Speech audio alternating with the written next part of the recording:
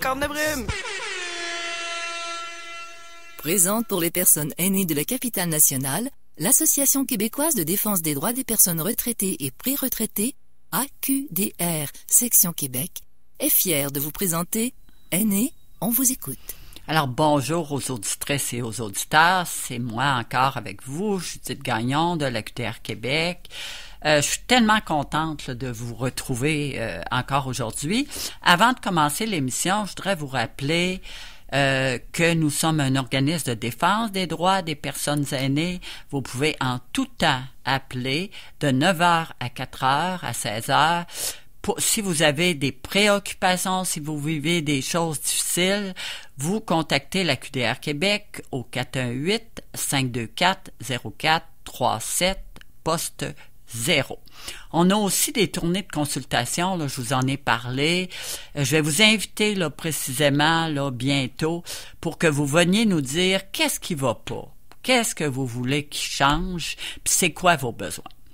Alors aujourd'hui, on reçoit Louise Bolduc, qui est une aînée, qui est proche aidante, qui a été interpellée toute sa vie par des situations familiales pas faciles et qui a aidé autant des gens plus âgés que des personnes handicapées. Alors bonjour Louise. Bonjour Judith. Ça va bien? Ça va très bien, toi? Oui, je voudrais que tu nous parles. Je pense que présentement, tu es proche aidante de quelqu'un qui est sourd. Puis, t'en as déjà vu d'autres aussi, ça, je le sais. Qu'est-ce que tu penses? Est-ce que c'est facile pour ces gens-là, au niveau de leur santé, de leurs finances? Qu'est-ce qu'ils doivent faire? Voudrais-tu nous en parler? Malheureusement, même si le profond désir du gouvernement est d'améliorer les services, il y a des personnes qui sont oubliées. Déjà, les obstacles pour les caisses populaires, les banques sont de plus en plus nombreux tant qu'à l'accessibilité. On se retrouve avec un problème majeur tant qu'à l'accessibilité des personnes qui sont affligées par un handicap. Ma sœur, elle a 67 ans, elle est malentendante, mais elle lit très bien sur les lèvres. Elle veut être autonome dans tous les aspects de sa vie, mais elle se voit obligée de demander de l'aide pour prendre un rendez-vous pour un médecin dans un GMF. Elle a plus de médecin de famille depuis 3 ans. La démarche pour avoir un rendez-vous est tellement compliquée que même les personnes sans handicap ont de la misère à s'y retrouver. Je comprends pas pourquoi on empêche une personne malentendante de pouvoir prendre un rendez-vous dans le GMF près de chez elle en y allant directement. Je comprends. Mais je comprends parce que c'est tout un fourre-tout administratif, là. Je veux dire, elle peut pas se retrouver là-dedans. Ah non, puis là, c'est le détour, là. Il faut que tu appelles pour faire valider si ton besoin doit être dirigé à tel endroit, mais c'est tout par téléphone. Puis après ça, il faut que tu refasses une demande par écrit pour pouvoir savoir si tu peux avoir droit à un rendez-vous. Puis là, ils vont t'envoyer à l'autre bout du monde, alors que tu as un GMF qui est proche de toi. Pour une malentendante, se promener avec différents autobus, c'est pas toujours évident parce que tu ne l'entends pas, là. Vous êtes rendu à la station un tel ou un tel. C'est lourd, là, alors qu'elle peut y aller à pied. Moi, je trouve qu'il y a vraiment une faiblesse dans le processus. OK. Parce que on n'est malheureusement pas tous pareils, puis il faut comprendre qu'il y a des gens qui sont différents. OK. Tu penses que, ou tu vois, pas tu penses, tu constates que la règle est faite pour des gens ordinaires. En fait, c'est sûr que c'est difficile de gérer tout le monde. Parce que, malheureusement, on pense tout le temps que en faisant quelque chose, on rejoint tout le monde. C'est impossible. Puisqu'on a des gens qui sont différents, il faut le comprendre, il faut le réaliser. Il faut se dire que les organismes aussi qui représentent ces différents gens-là, comme les associations pour les malentendants, les non-voyants, etc., devraient dire, s'il vous plaît, monsieur le ministre de la Santé, nous constatons un problème pour l'accès à un GMF pour nos membres ou pour nos personnes en raison d'eux, puis expliquer un peu. Oui, je pense que vous avez raison, puis je pense que on va essayer de les contacter là, pour voir là, qui pourrait être fait pour améliorer la situation. Est-ce que tu trouves aussi que c'est complexe d'aller dans le système? Il y a différents numéros, il y a différents endroits. Faut que tu fasses quasiment une recherche à tout casser. C'est beaucoup trop lourd. Bon. C'est beaucoup trop lourd parce que même nous qui n'avons pas, en plus à vivre ces obstacles-là d'handicap, on s'y retrouve plus ou moins. Moi, mon mari, il a eu besoin d'avoir rencontré un médecin de famille en décembre parce que lui, ses prescriptions étaient terminées. Il avait déjà eu de l'aide par son pharmacien pour renouveler, mais là, il est obligé de passer par ça. Alors, il faut appeler au 811, puis là, ils vont dire, bon, ben, on vous demande c'est pourquoi, puis là, il faut que tu racontes ta vie, hein, puis là, on dit, bon, ben, nous, notre besoin, c'est pour avoir accès à un renouvellement de prescription qui est vital, hein, parce que si tu n'as pas ces médicaments-là, c'est pour le bien de ta vie. Alors, après ça, tu racontes ta vie, mais là, on dit, bon, ben, OK, une autre personne va vous appeler pour voir qui va vous servir. Est-ce qu'on va vous diriger vers encore un pharmacien? Est-ce qu'on va vous diriger vers un GMF? Est-ce qu'on va vous diriger... Tu sais, c'est très, très compliqué. Puis après ça, il faut que tu retournes sur le site de Internet pour valider un rendez-vous. C'est très, très, très lourd. Mais les gens qui sont pas très bons en informatique, qui sont tout seuls, il y a plein de monde qui sont tout seuls, là. Qu'est-ce qu'ils font, vous pensez? Moi, je vais vous dire, il y a des gens qui se laissent tout simplement dépérir, puis c'est pour ça qu'on a l'engorgement de nos fameuses salles d'urgence. Parce que c'est tellement lourd que tu peux pas rien faire. Il y en a qui, malheureusement, l'informatique n'en ont pas. Il y a beaucoup d'aînés qui sont seuls, qui n'ont pas d'aide.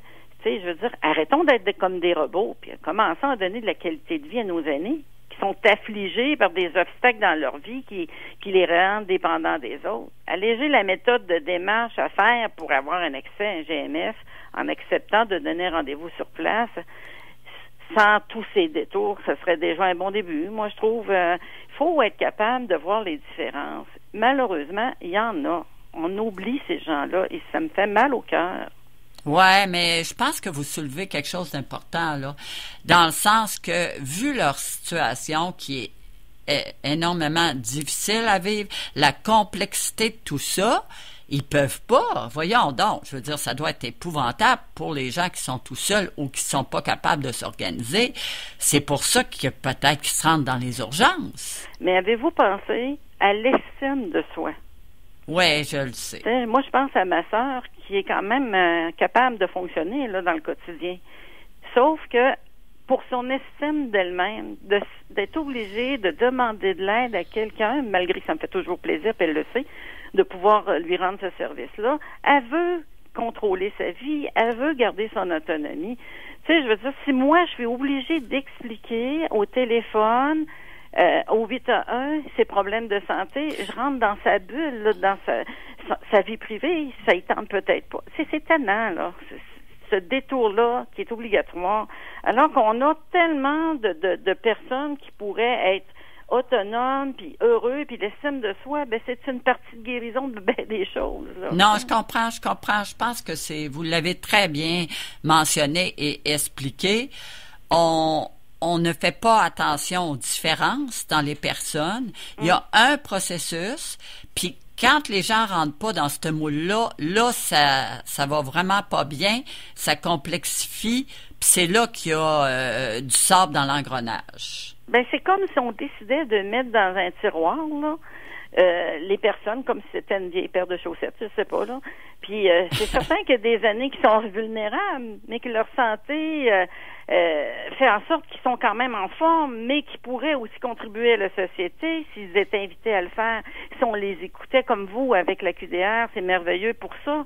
Mais par contre, c'est pas suffisant. Là. Il y a encore d'autres organismes qui devraient endosser toute cette partie-là, de donner la voix puis la parole à ces aînés-là puis à ces personnes-là qui vivent des contraintes. Ouais, ça c'est clair là. Je veux dire, Écoute, on va voir la suite des choses. Nous, on va continuer de jouer notre rôle.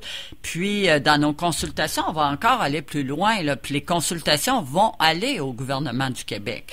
Fait que ça, ce que vous mentionnez, c'est extrêmement important. Puis on l'avait constaté aussi. Là, on va aborder un autre sujet, puis qui est très préoccupant pour nous. Est-ce que vous pensez que les aînés et les handicapés connaissent leurs droits? Malheureusement, non. Parce que déjà, même pour nous qui sommes avec toutes nos facultés, déjà de penser loi, c'est lourd. C'est des aspects qui sont difficiles à comprendre. Alors, pour les gens qui sont aînés déjà, parce que quand on est aîné, ça sous-entend qu'on a une perte peut-être d'énergie, peut-être une plus grande difficulté à comprendre ce qu'on comprenait avant, fait que tout devient un fardeau, puis on laisse souvent aller, parce que c'est ça, c'est qu'on n'est plus capable de suivre la parade, si on peut dire, là. C'est ce qu'on pense, nous autres aussi, Madame Bolduc. C'est très difficile et nous, on voit très bien qu'il y a des gens qui ne demandent pas les allocations, qui ont droit, puis tout ça, parce qu'ils connaissent pas le système, puis ça devient tellement complexe que ils en peuvent plus. Parce que dans le fond, le gouvernement sait, exemple, qu'une certaine personne, dans un certain groupe d'âge, avec un certain revenu, aurait droit à certaines allocations, mais si elle n'en fait pas la demande, elle l'a pas. C'est donc bien épouvantable, ça. Bon, ben c'est un autre point important. C'est comme là. voler des gens. Tu sais, je veux dire, ces gens-là ont contribué toute leur vie à donner des sous par leur travail, par leur rapport à la société, en mettant des enfants au monde pour que la vie continue puis que les gens s'améliorent. Mais s'ils ne font pas la demande de quelque chose qu'ils ont droit, ils l'ont pas. Moi, je trouve ça épouvantable. Puis quand ils sont capables de le dire droit dans les yeux, en pleine télévision, dans différentes situations, là, les impôts s'en viennent de dire, si vous faites pas la demande, vous l'aurez pas. Ben, moi, je trouve ça épouvantable, là. Comment vous verriez ça, là? Allez-y, là, très clairement, là. Vous pensez, comment vous verriez ça? Premièrement, il faut absolument que dans les différents, mettons qu'on reparle des impôts, là, que ces sections-là, il faudrait que ce soit très simplifié. Pour les aînés, de joindre les différents coupons, là, le T4, les différents coupons au rapport d'impôt, ce serait, et le signer, ce serait suffisant. Pas avoir à compléter tout le rapport d'impôt quand c'est aussi simple que ça, parce que la plupart des gens n'ont pas grand-chose, là. Non, ça c'est clair. T'sais, ils ont relevé parce qu'ils ont une pension de vieillesse, ils ont relevé parce qu'ils ont la régie des rentes, et c'est pas mal tout, là. Fait que d'avoir à tout faire les annexes pour avoir la solidarité, le TVQ, le TPS, en tout cas, ça n'a pas de bon sens. Ces gens-là pourraient envoyer leurs documents tout simplement et faire en sorte qu'à l'autre bout, parce qu'ils le vérifient de toute façon, qu'ils le complètent, eux autres. Puis qu'ils voient que cette personne-là a droit à ces allocations-là. OK, c'est encore dans le même esprit que ce qu'on a parlé au tout début de notre entrevue, c'est simplifier. Simplifier tout le temps. Simplifier, puis essayer d'être à l'écoute des besoins des personnes à leur niveau, où est-ce qu'ils sont rendus dans la vie. Oui, parce que même si on est plein de bonne volonté, on a de plus en plus de difficultés à comprendre les choses, à les écrire même, là. Un aîné, Mandela, ma mère, a écrit son nom, c'était lourd, c'était difficile, là. Oui, vous avez raison. Alors, comment peut-elle, si, mettons, on revient par en arrière, votre mère, vous aurait pas eu de personnes auprès d'elle, elle aurait fait quoi? Elle aurait été complètement démunie, abandonnée, puis je pense que ça serait laissé mourir. Alors, c'est le cas de plusieurs personnes, Madame Bolduc. C'est ce que j'ai constaté. Et c'est ce que je vois, puis ça me, comme je disais tantôt, ça me fait mal au cœur. Parce que moi, je suis une personne d'amour, puis quand je peux aider, j'aide. Mais à un moment donné, il faut que la société le veuille. Puis malheureusement, dans le quotidien, que ce soit dans n'importe quel aspect, je vois que la société est rendue individualiste. Le je me moi. On n'aide pas personne parce que non, on s'implique pas. Moi-même, j'ai pris malheureusement une fouille sur un trottoir glacé. Je suis tombée à terre. Puis un monsieur qui a passé à côté de moi, il m'a enjambé pour continuer sa route. Il m'a jamais demandé, je peux-tu vous aider? Est-ce que ça va? Rien, là. C'est rendu grave, là. Non, je comprends. Il y a une simplification des choses qui doit être faite, puis il y a aussi de se regarder le nombril dans notre société pour voir on fait quoi pour les autres, on est rendu où dans notre façon de faire. Si on sait qu'une personne a le droit à quelque chose, pourquoi qu'elle doit le demander? Je le comprends pas, ce bout-là, là. Elle y a droit. C'est quoi cette histoire-là de dire il faut qu'elle demande en complétant 3-4 annexes? En tout cas, c'est compliqué, les impôts, hein? On pourrait simplifier dans beaucoup d'affaires. Oui, absolument. Tu sais, il y a beaucoup de choses, allocation, logement, tout ça, que les gens ne demandent pas. Puis, il y aurait droit.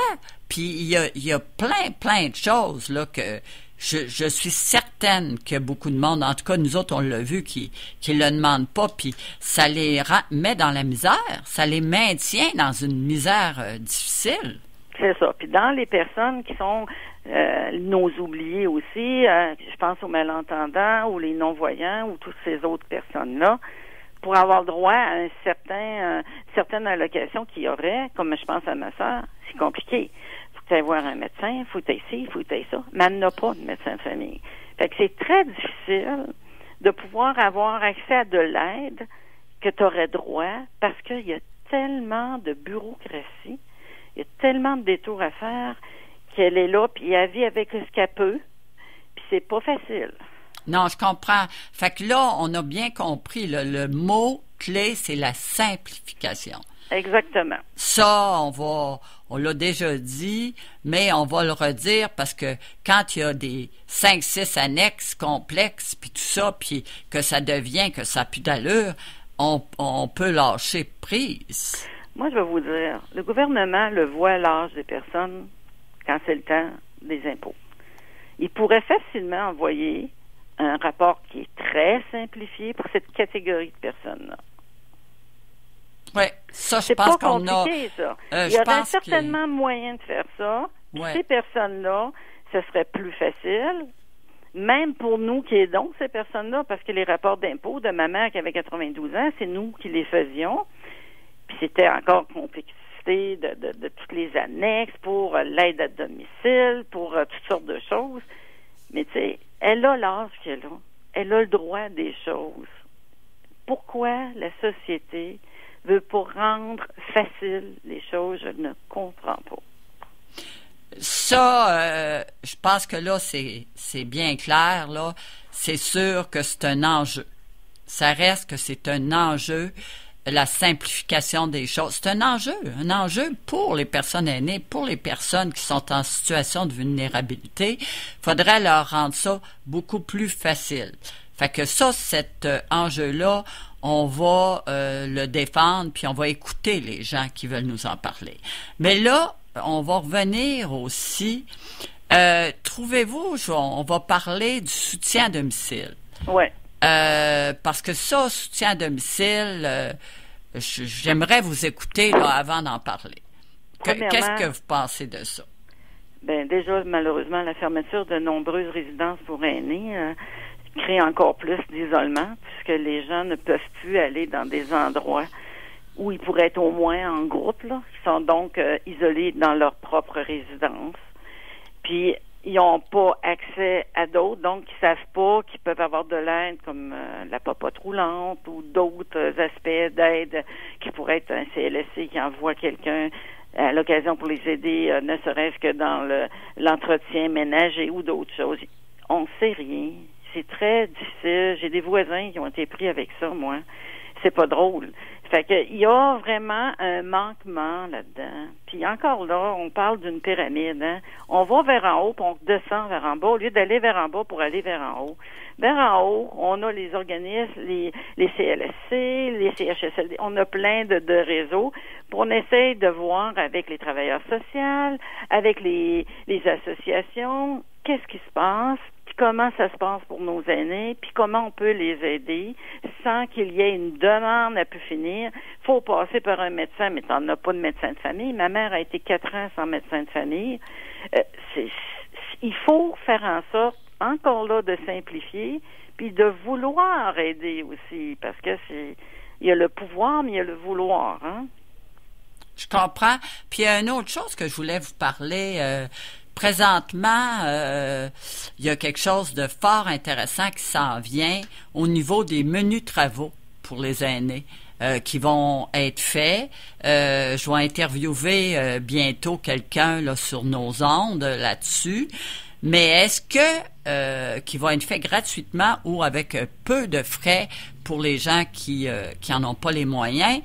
Est-ce que on sait tout ça? Est-ce que je vous annonce ça ou vous le saviez? Oui, malheureusement, non, on le sait pas. Et puis, si j'adore l'idée, hein, parce que si on est un aîné, puis qu'on est malheureusement moins conscient de la société, on vit des peurs. Hein? Oui. Alors, dans les peurs, malheureusement, on voit comment il y en a qui se font abuser puis qui se font exploiter, là. De pouvoir avoir accès à une banque de services, plombier, électricien ou quoi que ce soit, par un réseau qui nous sécurise comme la QDR, fera en sorte que l'aîné se sentira en confiance de voir des gens étrangers, premièrement, rentrer chez eux et savoir qu'ils ne seraient pas exploités financièrement. Je trouve que l'idée est majeure et il faudrait que ce soit dit dans tous les médias. Il faudrait vraiment créer un téléphone comme je dirais, où tout le monde s'appelle pour pouvoir faire en sorte de donner l'information. Définitivement que moi, je suis pas au courant de ça, puis je pense pas que personne dans mon environnement l'était, mais je trouve que c'est majeur comme service que vous offrez. Ben, c'est pas nous, là. C'est que on milite avec d'autres groupes, puis on a appris ça, mais ça fait longtemps qu'on est conscient qu'il y a une problématique d'information puis de communication. Parce que là, je vous le dis, je vais en parler tantôt, je rencontre d'autres personnes là, qui sont au niveau de ce projet-là, des menus travaux. Puis, je pense qu'il pourrait avoir plus d'informations à savoir ça existe, depuis quand, pour qui, puis comment on fait pour l'avoir. Fait que ça... vous voyez, ça aussi, là, c'est pas juste la simplification, c'est aussi l'information. Effectivement. D'où le vouloir donner à chaque personne qui a besoin une possibilité d'un accès à un service, mais de façon plus simple. Ah, je sais. Pour pas décourager ces personnes-là. Ben non, ben c'est trop complexe, ils le demanderont pas comme le reste des choses qu'on a nommées précédemment. J'ai 2 grandes questions pour vous, là on arrive à la fin de l'émission. Est-ce que vous pensez que les aînés ont une grosse place dans la société? Ben moi, c'est comme je disais tantôt, on a décidé de faire avec nos aînés ça m'a fait plaisir, à cette heure c'est fini, t'as fait ta part dans la société, bang, on te prend, on te met dans une boîte. Alors que beaucoup d'aînés qui sont en pleine forme, qui pourraient participer socialement à aider d'autres aînés, mais aussi à aider nos jeunes à évoluer, à aider toute la société à être encore plus proactive et même rentable. Il y a vraiment un problème dans ce sens-là parce que les aînés ne sont pas appréciés, ne sont pas reconnus. Donc, évidemment, ça ne nous donne pas le goût de s'investir quand on ne se sent pas qu'on est les bienvenus. Ah, c'est bon, là. Ça, écoute, c'est important de le dire. Les gens vulnérables, là, peu importe l'âge, trouves-tu qu'on s'en occupe, qu'on a un grand souci pour eux? Non, on s'en occupe pas beaucoup parce que on serait peut-être pas en train de se parler présentement. Alors, faut commencer par réaliser que dans la société, il y a la masse, puis qu'il y a les exceptions, comme dans n'importe quelle situation de vie. Puis le processus, ne serait-ce que pour l'accès aux soins, évidemment, comme je disais, il faut penser comme un malentendant quand on réalise qu'il en existe, comme un non-voyant, comme une personne à mobilité réduite, etc. Et se demander si le processus qui est instauré va rejoindre cette catégorie de personnes-là. Parce qu'on ne peut pas généraliser, on est tous différents, puis il faut redevenir plus humain, moins robotisé, puis la société s'en porterait mieux. Ouais, mais avec les fermetures de guichets dans les caisses ou les banques, avec tout ça, ça l'aide pas, là. Non, c'est ça. Fait que si on pensait un petit peu là, comme une personne à mobilité réduite, on se dirait, oups, elle a besoin de ce service-là. On lui enlève quelque chose. Mais là, on pense pas. On pense profit, on pense autre chose qu'humain. On est sur la partie matérielle, on oublie qu'il y a des personnes qui se servent de ça. On a conçu un service, mais on oublie que c'est pour un être humain. Il y a cette partie-là. Donc, les banques ont décidé de faire en sorte de réduire les accès à des guichets, que ce soit les banques, les caisses, là. Et il y a beaucoup de limitations qu'on a déjà à la base, qu'on nous enlève encore quelque chose. Écoutez, Mme Bolduc, on va terminer avec ça. Vous avez été extraordinaire comme d'habitude et puis vous avez vraiment mis les mots sur des situations là, qu'on voit fréquemment dans notre société. Alors, je vous remercie beaucoup.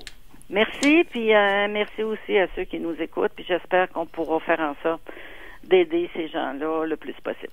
Alors, mon dernier mot, c'est pour vous dire, vous avez aimé certainement la rencontre avec Mme Bolduc, avec toutes les questions puis les réponses qu'elle a données. Alors, vous allez voir, si vous venez à des rencontres de consultation, vous allez pouvoir vous exprimer, vous aussi. On vous attend, vous êtes les bienvenus et je vous souhaite une merveilleuse semaine. L'Association québécoise de défense des droits des personnes retraitées et pré-retraitées, AQDR, section Québec, est fière de vous avoir présenté Aînés, on vous écoute. Pour connaître tous les services offerts, visitez le aqdr-québec.org ou encore téléphonez au 418-524-0437, poste 0.